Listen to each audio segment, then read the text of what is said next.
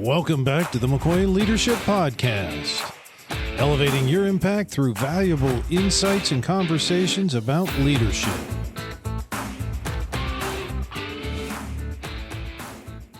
Welcome back to another episode of the McCoy Leadership Podcast. Today, we have Mona Bavar with us. She is a cultural innovator blending ancient wisdom with cutting-edge AI to transform how businesses tell their stories and shape the future.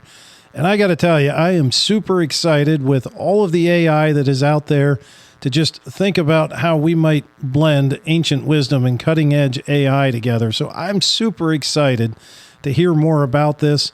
Mona, you want to give us a little bit of your background and introduce yourself a little bit better?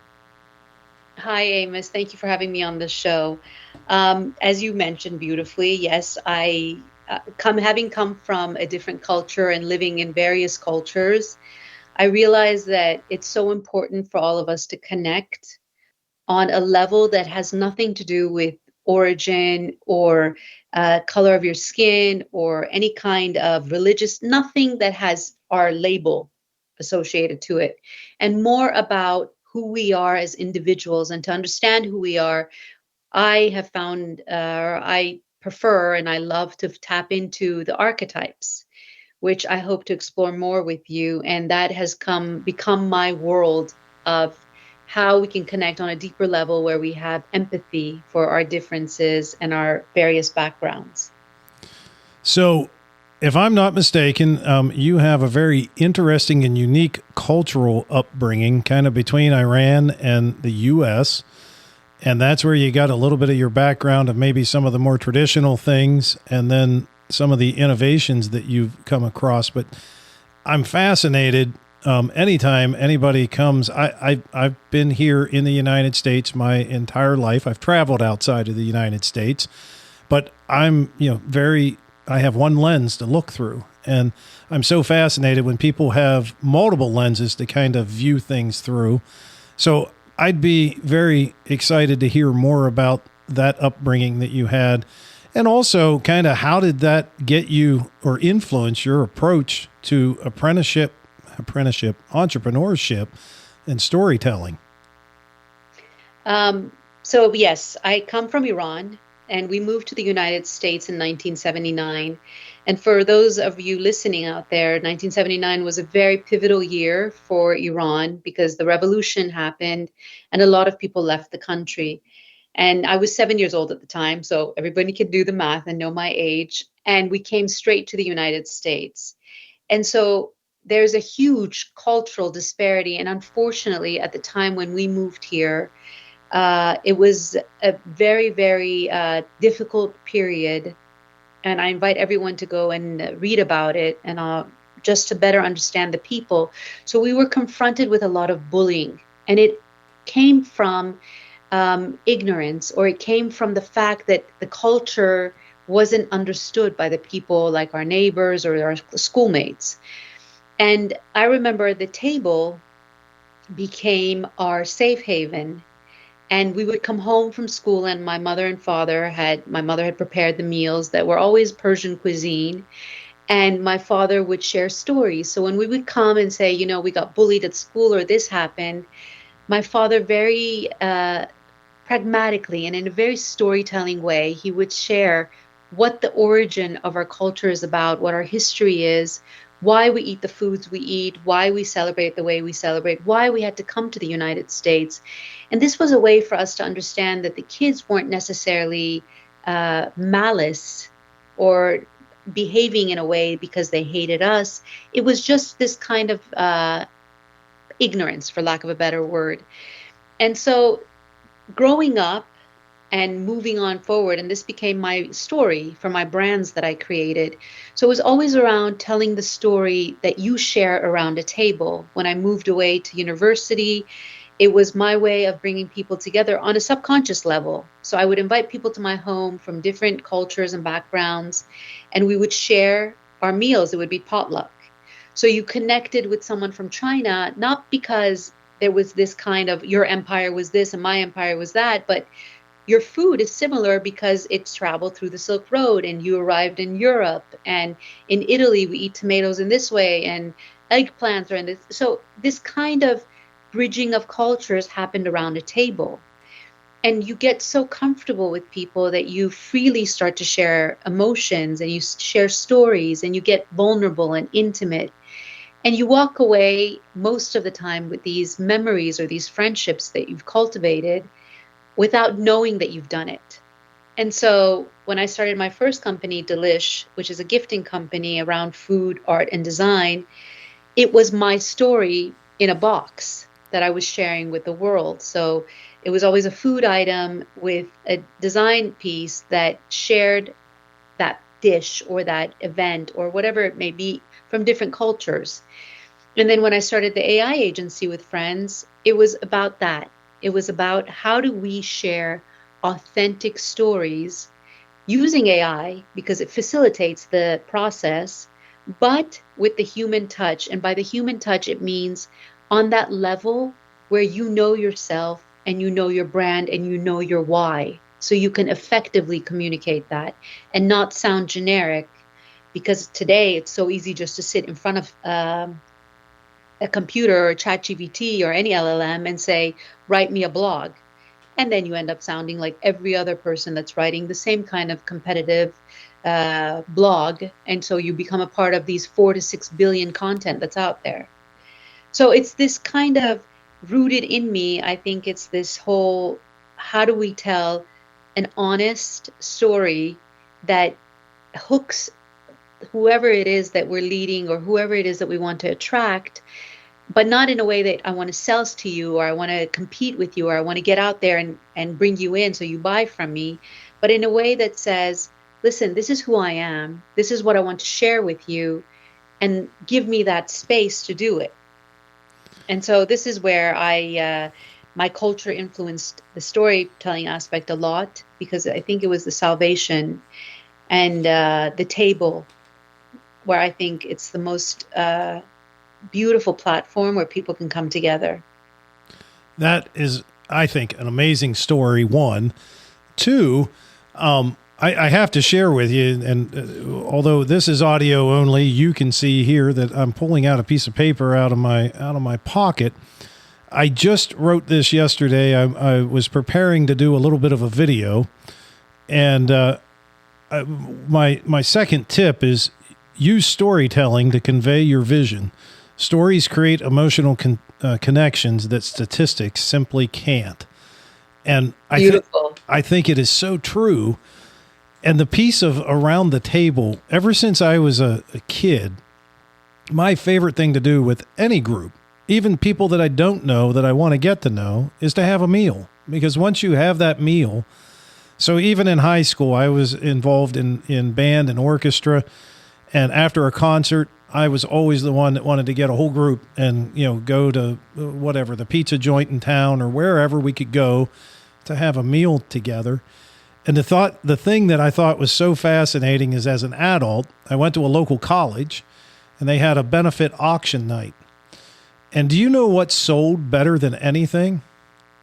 Well, the teachers at the college, the professors at the college from different geographical areas would prepare an original meal. So it might be an Indonesian meal, it might be, a Russian meal, and those things were selling for the benefit for thousands and thousands of dollars. And it just hit me at that moment how valuable that is. And I think it's so awesome that you kind of have grown your brand around that. Now, talking about your brand, you have something called Blue Apples, right? Yes. BlueApples is the AI agency. That's a fairly new agency we started with a couple of friends. And it's to help brands, because all of us that started this agency together, we all had to do it for ourselves. At a certain point, as entrepreneurs or as startups, there's a lot of bootstrapping that goes on.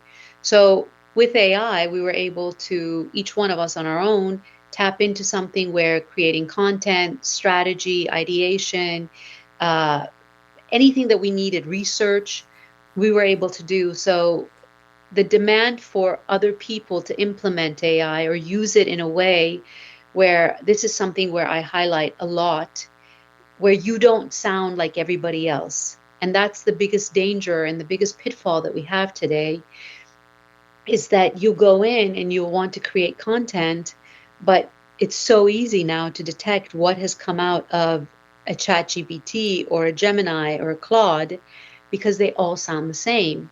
And we go back to the fact that I was one of the lucky ones. When I started my journey as an entrepreneur or as a founder, the whole process was you had to do the work.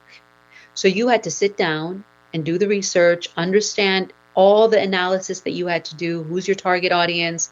What is your brand about? What is it you're going to sell? What are your value propositions? All of that you had to do on your own.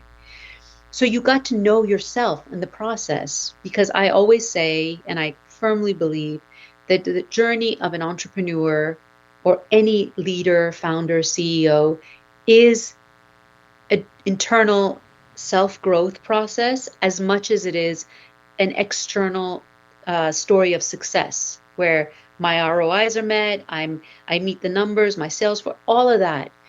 But until you do that work, you will not be able to have any kind of competitive advantage over your competitors, mainly because you're not connecting with them on an emotional level.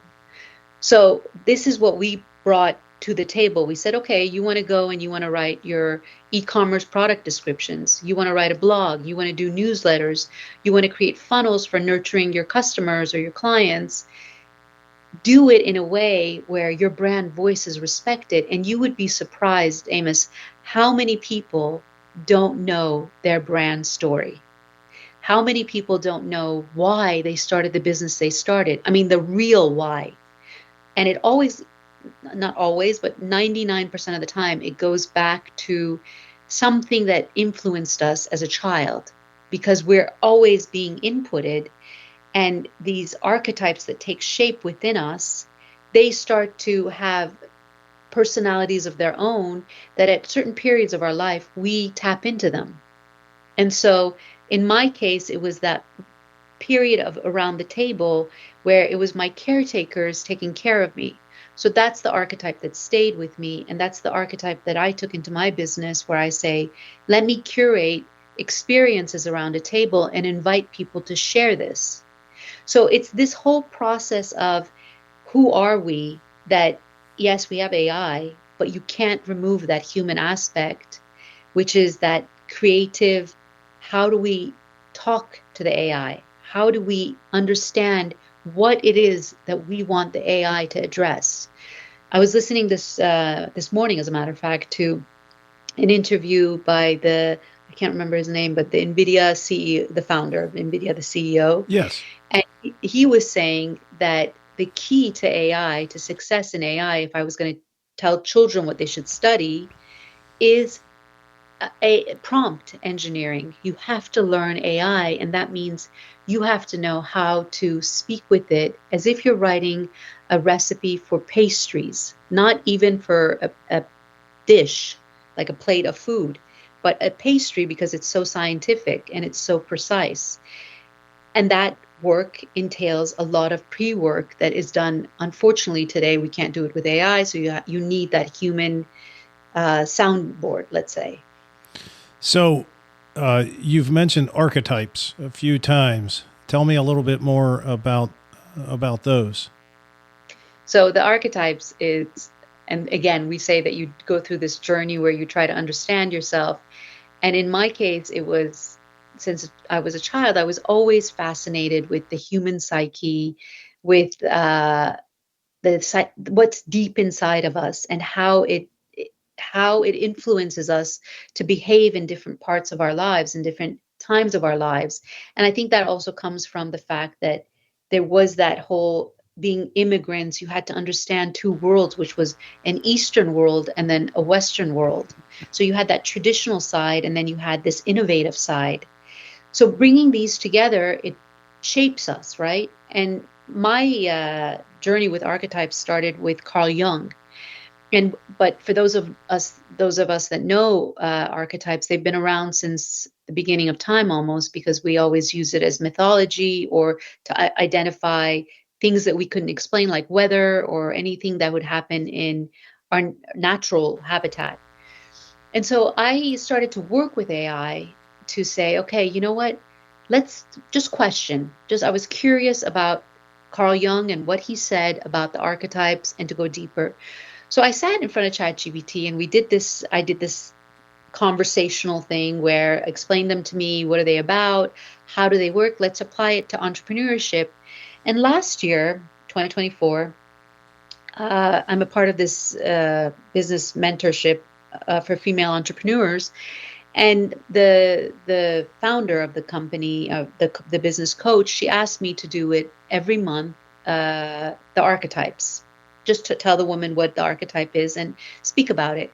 And it was so effective. And I used AI. So I would create prompts that helped me for that month to help them in order to become more in tune with the various hats that we all have to wear. And the hats being the different archetypes. So I mentioned that I identify as a caretaker because that's what was my first input. And I felt comfortable as the caretaker. And as I went through life, that's the role I always played. But in the past couple of years, I've said, you know what? I want to tap into the visionary. I want to tap into the creative archetype. So you go deeper into it, but that involves exploration. And so that exploration, I think I've discovered a way to be able to do this with AI, where, and we put out a guide this year for 2025, sharing what we did last year and giving people the opportunity to explore it for themselves. So we took the 12 archetypes for the 12 months, and you say, based on these, you have exercises, you have reflections that you do, you have prompts that take you through. So you say, oh my gosh, so if I am the fearless pioneer, or if I'm the innovator, or if I'm the I'm transforming something into something else, or I'm a strategist or intuitive, whatever leadership role that you identify with, you have an opportunity to go into it and see what are the strengths. Where am I lacking? Does it resonate with me? How can I go deeper into that? And how can I, because at the end, we all have all of them, but it's just a question of being uncomfortable with the comfortable ones or being comfortable with the uncomfortable ones. And most of the time, unfortunately, what tends to happen is we say, I'm the caretaker, so it's comfortable for me. I know it. I'm so good at it. I'll stay in it. But then I'm not very happy in it. So I then start to get demotivated. I start to get bitter. I start to get, I don't produce as much. But I choose to stay there, whether it's out of fear or staying in our comfort zone. And so this approach is a different way. And entrepreneurial archetypes exist, but this is a different way that AI facilitates this process, as if you have a therapist in front of you, or you have a business coach in front of you, or you have a Yoda type guru in front of you that sees the oracle within. So it's all of those things together, and it's been quite effective, and I'm very proud of it. That is awesome. I'm intrigued all the way around. I am a DISC consultant as well, and what's going through my mind is all the ways that you can kind of overlay, your DISC style with your archetype, and then being able to utilize AI to kind of walk you through it, I think is amazing. Now, I know one of the things that you have said many times is that the future of business isn't about choosing between innovation and authenticity. And we kind of established earlier that if you're not authentic, you're not going to connect. So as we're working through, everybody's trying the million different types of AI that are out there. How do we ensure that, in the example you used earlier, somebody that started a business doesn't even really know or remember really why they started the business. So how are they going to be authentic? How can we be sure that we don't lose touch and the ability to actually connect with our customers and with individuals in our community while we're utilizing all of these tools? I think that's a great question. And I think that's one of the questions that every single founder, CEO, business exec, anybody has to ask themselves every day since AI has been introduced to us. And this year is particularly important year because AI, there's been so many advancements that it's really important to make sure that you respect who you are as a business and as a brand. So just to give you an example, we spoke earlier about connection and communicating. And I said that if you sit in front of an LLM and you say, write me a blog, and you even do, let's say you go the step beyond and you do the research on the keywords, the optimized keywords that you want, and you have those, and you even go and you ask what is the best search question that everybody, our mainstream customers are doing. And you do that. If you have not done the work prior to understand or to remind yourself the why and the who, you're not going to be effective. And you have to understand, and you're an entrepreneur, so you know that when you start something, you're creating something from, it's like a zygote, right? You're creating this existence that then you're going to put out into the world. And so you have to do you hibernate, you go around and you put it in an incubator, and it comes to form and it takes shape in different ways, and then you put it out in the world. It doesn't stop there. If anything, they say that when you have a child, the problems grow with age, right? So as we start to scale and as we start to grow, it starts, the problems, or let's say the challenges, grow with us. And one of the biggest challenges now is that authenticity. And for you to remain authentic, there's a moment where you have to give yourself, and it's effort, because right now it's easy to be an entrepreneur, so they say, because of AI. But if you don't detach and say, you know what, let me go back to my core values, let me reevaluate why I did it, let me reflect. So it is a little bit of an effort that you have to put, but it should be pleasurable, because that's why you did what you were doing today.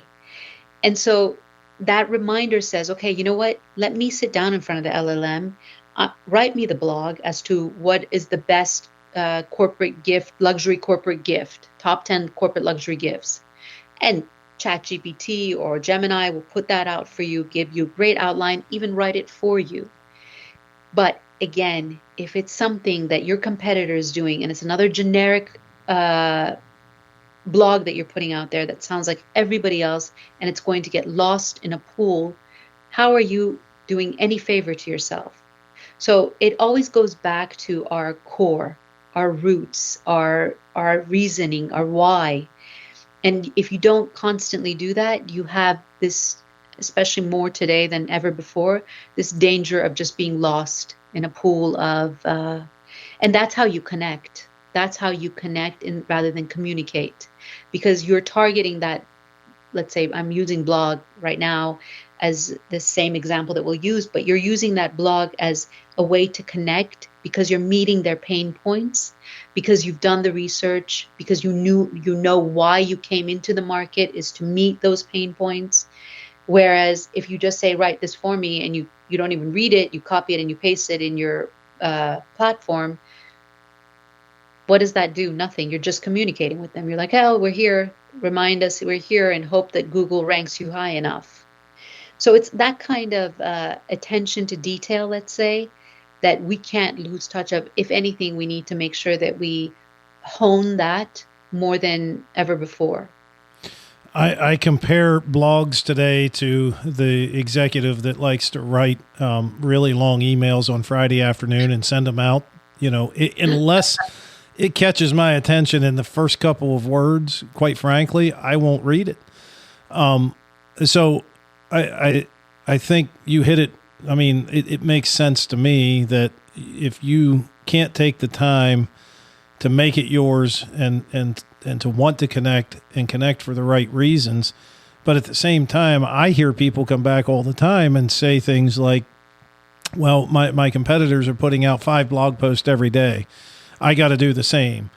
My competitors are putting out Facebook ads, 4 of them a day. I got to do the same. And so why do we have to do the same? Is kind of my question. And can you give an example of somebody that you've worked with or even within your businesses that being genuine, authentic, and connecting really turned out much better than what the competitors ended up being anyways? Yes, absolutely. Both for myself and for clients that we've had. For example, there's a new client that we have. She's a fashion brand, starting her own line in the UK. And before 2 years ago, she had worked with another branding agency that had written her story, that had done all the brand work that they had to do. And there was nothing that was different. So yes, I was inspired by nature. I did this. I love the flow of the clothes. I did this. And we met with her and I said, okay, we have to write your brand story. And she said, no, I already have it. And I'm like, but that doesn't really resonate.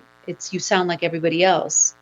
Give us the opportunity for free to just do the preliminary work.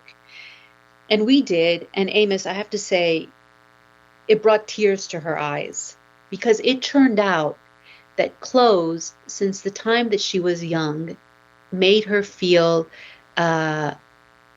secure, made her remain true to her identity.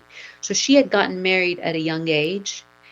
And in her marriage, she was the pretty eye candy next to the husband that was very wealthy, and they traveled the world. And she lost herself. And she said, the only time that I felt like I was myself and I still was holding on to my own identity was when I would get dressed up. And I would get dressed up even to go to the supermarket, because that's when I said, I at least can hold on to that. And then that's where her story comes out, right? That's where you say, oh, this is why you are doing this fashion label that is going to be X, Y, and Z and all that. And everything else is like every other brand. Yes, you're using these synthetic material. These sustainable materials, and you're handmade and all that. But that is generic. That is mainstream. That is like everybody else. It's average. And in order for you to be above average, you have to be vulnerable. You have to say, I'm open to sharing or to going deep, because a lot of times you're not even aware of your own story until someone is sitting in front of you asking you questions. So with the archetype guide, for example, those questions are there. So you go through it and you ask it, and it's only with, like, let's say ChatGPT that you're having this exchange. Whereas when a client comes to us, it's with a human being like me that's sitting in front of you saying, why? But tell me this, but tell me that. And so this is where you differentiate and you say, okay, write 5 blogs, do it, but make sure those 5 blogs have a piece of you in there, have that soul. Otherwise, why? Like you said, why am I going to read it? Why would I waste my time reading it? Why would I waste my time listening to podcasts? Why would I waste my time? We are so low on attention span that, we want it quick and we want it now. So in one sentence, your elevator pitch better be able to say, you know what? I felt insecure my entire life, and the only thing that kept me whole, or that feeling of wholeness, was when I would put on my clothes that I curated myself. So it's that kind of, I think that's the thing, that the secret recipe that we need to make sure that we hold on to. And if we don't have it, we need to make sure we get it. You just made me realize, so I, outside of my leadership business, I am also an auctioneer. And I started that business about 15, 20 years ago. And when I started that, of course, I got a website, and I started a blog, and I was posting all kinds of blog posts about, why you should read books instead of have a Kindle, because I thought that would bring people to buy books, and why you should plan your estate and all of these great subjects. And I just was not getting any traction whatsoever. Same thing on social media. And then I decided to write a story about why I was an auctioneer and tell that story. And the short version is that I, as a very young man, like 7 years old, had a mentor that was an auctioneer and I worked for him. So I told this story, and all of a sudden my blog took off, my social media took off. That Facebook page, I think, still has over 1,000 followers, and I haven't posted anything there in quite a while. But point being, you just made me realize the reason that I just thought, it just all of a sudden took off. But I think I could pinpoint it with your information that it was really me telling my story. Exactly, because then we saw the human side of you. And you see, that's the human connection. That is where, use AI as a tool. Do whatever you want with AI. I'm a big fan. But don't forget about that human side. If anything, AI can help you amplify your creativity, amplify that authenticity, if you use it in the correct way. And so when you tell someone that this is why I'm an auctioneer, everyone's like, wow, I want to know more about you. I want to come and read more of your story. Because it's those stories of, why do we love to watch people's biographies? I remember there was a biography channel years ago. Again, I'm aging myself. And I would sit there and we would watch these biographies of people, and you were so fascinated. And a lot of times you were inspired. And so it's that same kind of thing. And I think the most important thing, I mean, you would know better than I, that leaders, if they don't have that human aspect, and we don't have to look at them from down below and they're up there, that connection is lost.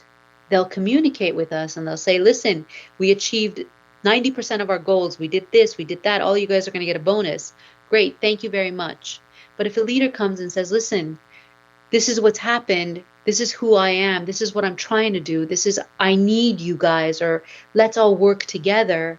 I'm going to remember that. And I'm going to walk away with a piece of him inside of me, or her inside of me, saying, let's do it all together. So I think it's all of that we can't, and it's so basic, but we've lost it somehow. And it's just saying, let's reclaim it. So you just mentioned that we can use AI to amplify our message. And would you agree, though, that if we use AI in the wrong way, or we get too hasty, it could very easily compromise it as well?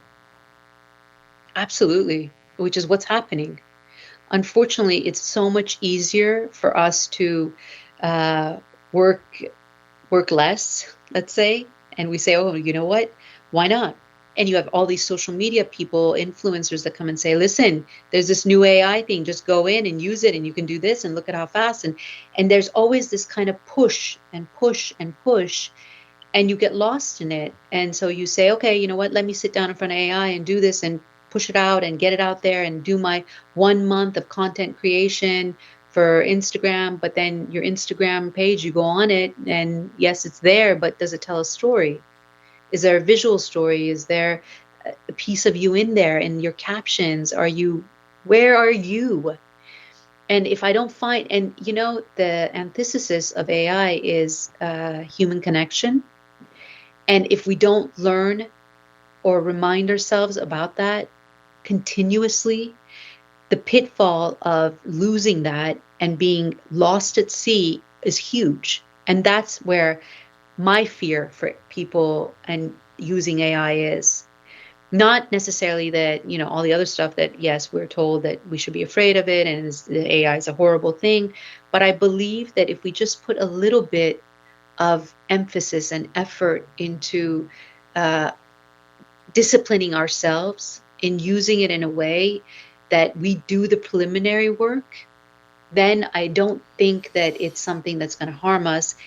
As a matter of fact, I think it's something that can help humanity itself grow. And like I said, everybody's doing some kind of a guide for marketing, branding, and yes, we have those all on our platform. But this one of the archetypes is so special. And it's so like, if you go in there and you just take a moment and you say, oh, wow, me as a human being, you say, I'm so much more than what I think I am.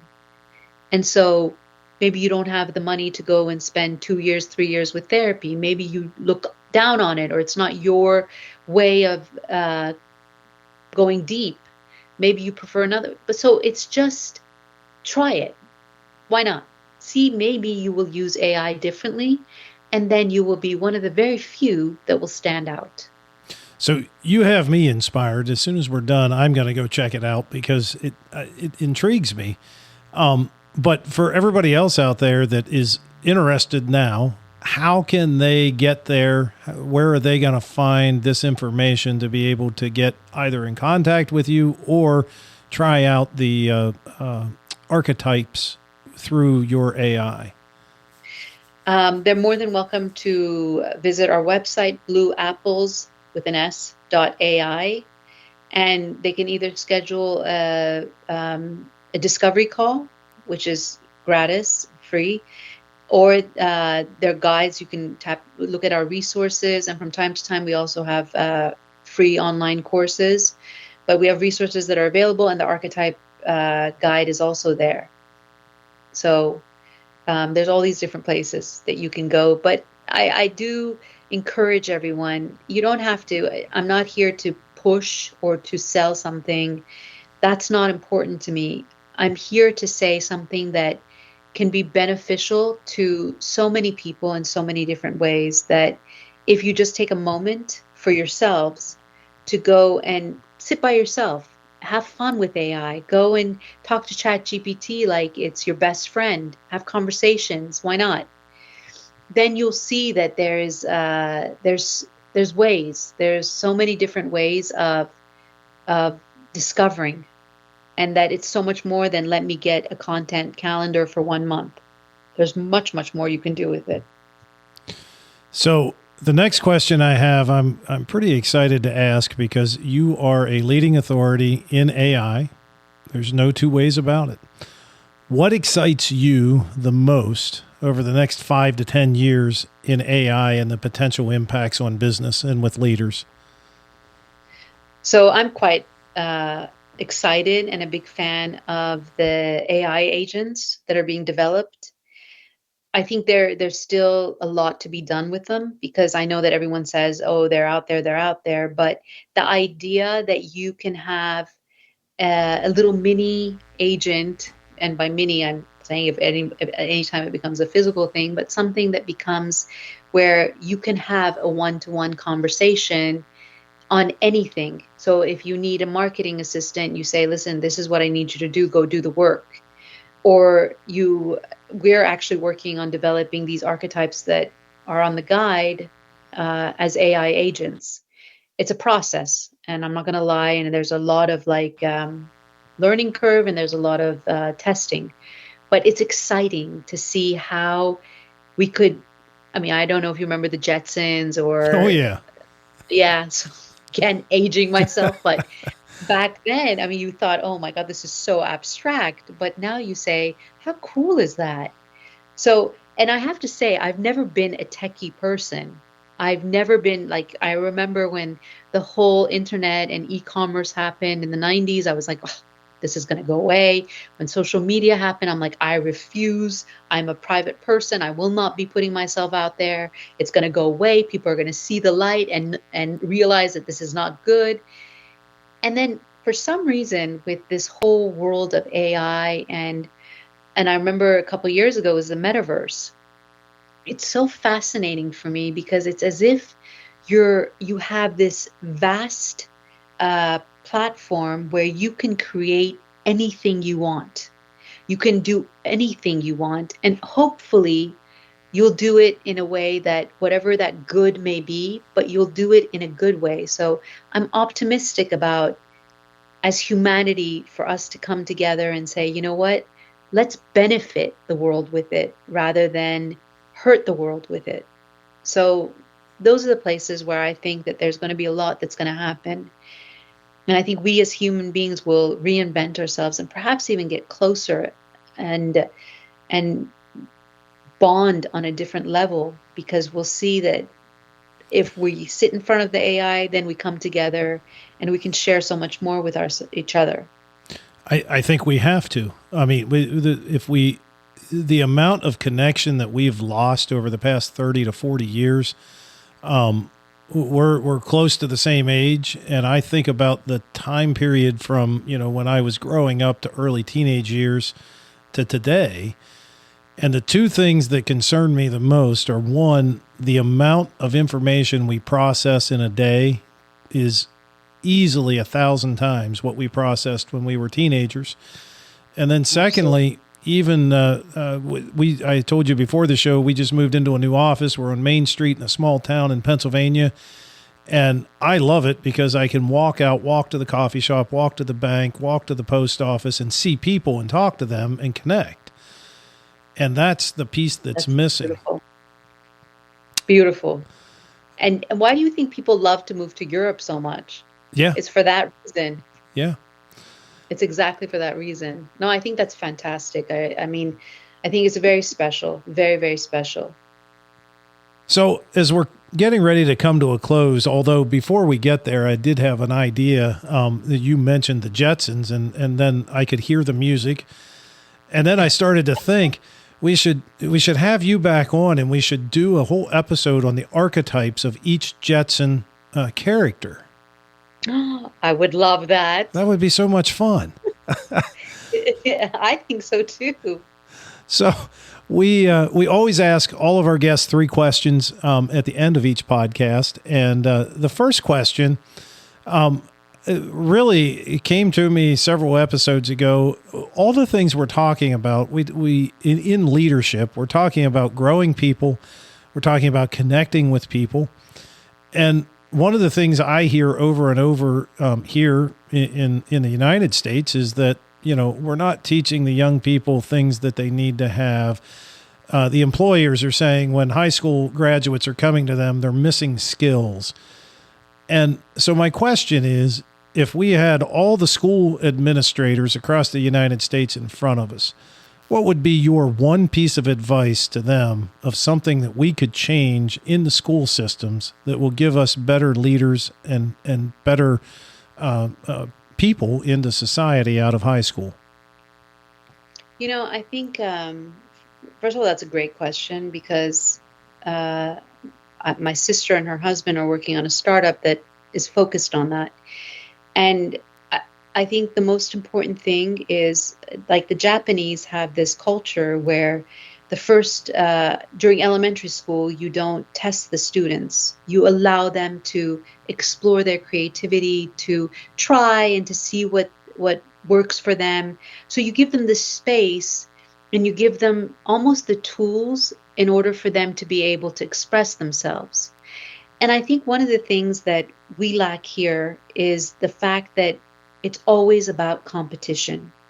So before my friends that have had children, I don't have children, and sometimes I'm grateful because I know the stress that is on parents in order for them to make sure that their kids are growing up mentally in a healthy way.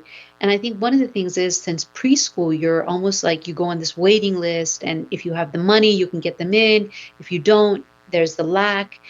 And so there's always this like sense of anxiety, and am I doing the right thing? Am I ahead? Where then it starts to almost suppress that creative side. And creativity doesn't necessarily mean I sit and I paint, or I draw, or I create something from Legos. It's more about how you're reasoning and how you're going through the process of bringing something to life, of giving birth to something.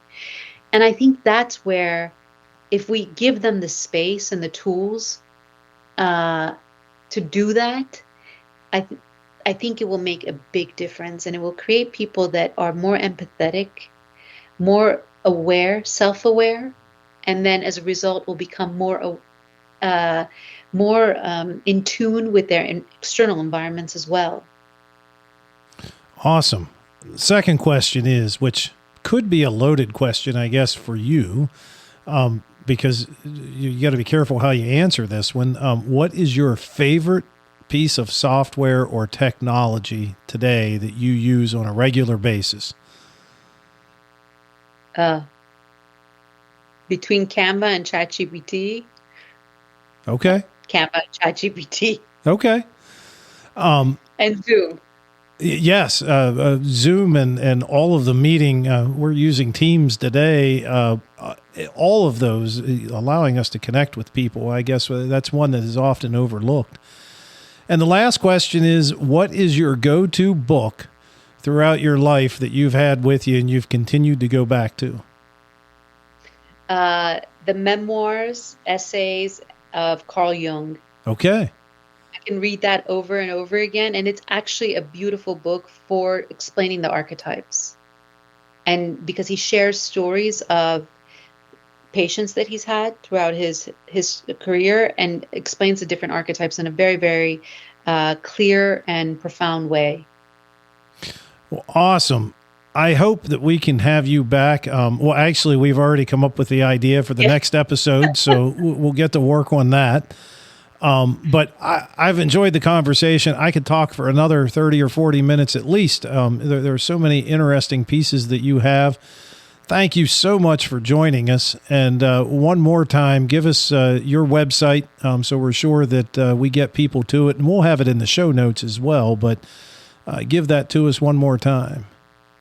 Thank you, Amos, very much for having me on and for the wonderful conversation. I invite everyone, please feel free to reach out at BlueApples.ai. Awesome. Well, thank you again. And for our listeners, don't forget to check out our past episodes and check out our social media as well. Until next time, we appreciate all of you.